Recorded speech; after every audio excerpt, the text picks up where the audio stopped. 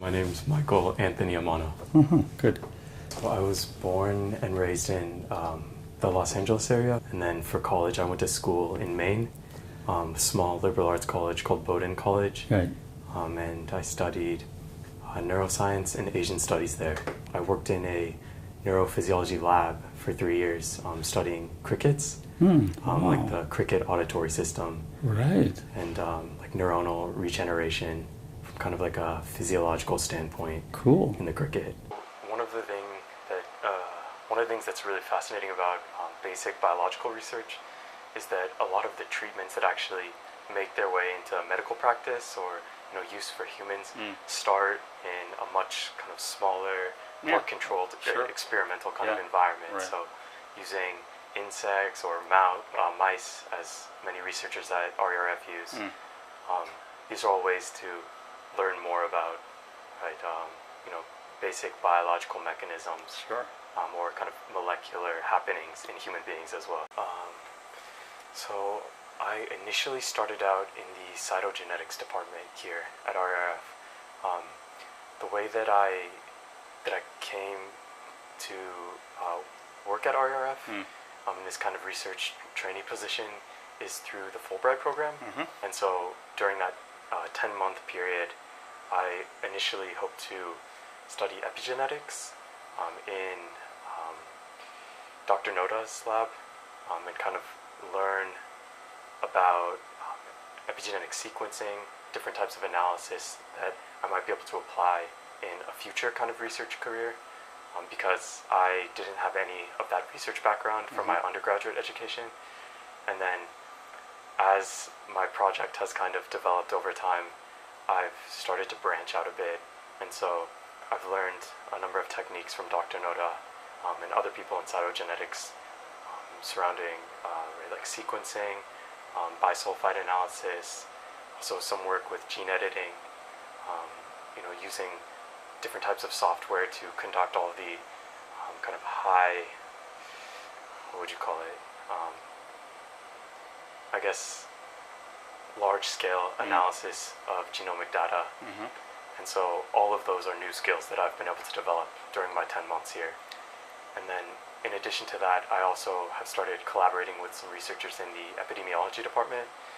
And so even though I don't have any kind of educational background in epidemiology, I've been able to get a crash course there, start contributing to some analyses that we've been working on for the last few months.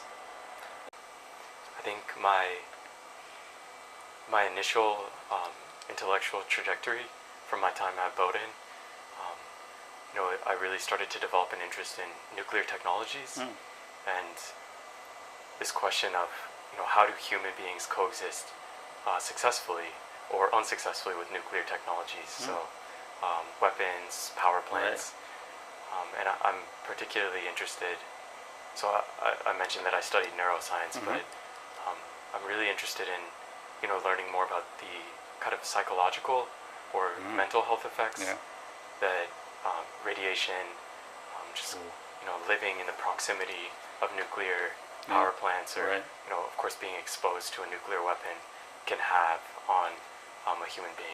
I mean, the last 10 months, I've learned a lot of scientific skills, but I've learned how to operate bilingually in an international work environment. I've also learned a lot about the ethical implications and considerations that are important and necessary for this kind of research. Just a lot of the historical information that surrounds the samples that are here that people have donated.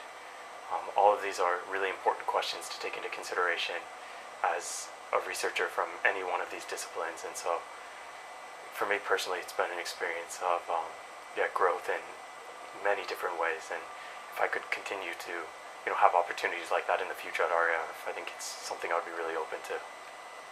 My family name is Amano, right? Yes. Which is a Japanese name. Yes.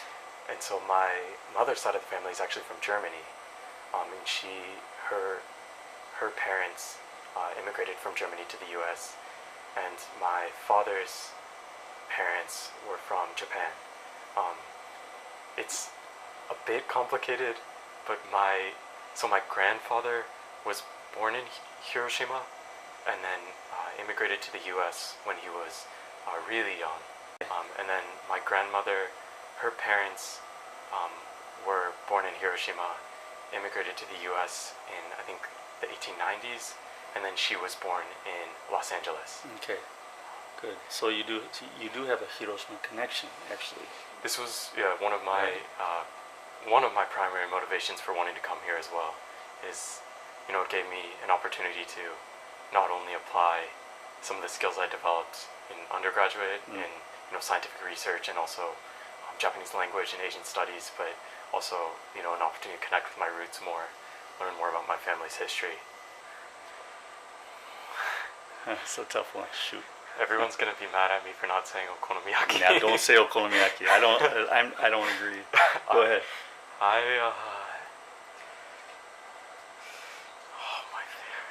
Or favorite, or honestly, food that you like. Yakiniku. Yakiniku. There's some really good yakiniku places here. Yeah. So I would say yakiniku or shabu shabu. Shabu shabu.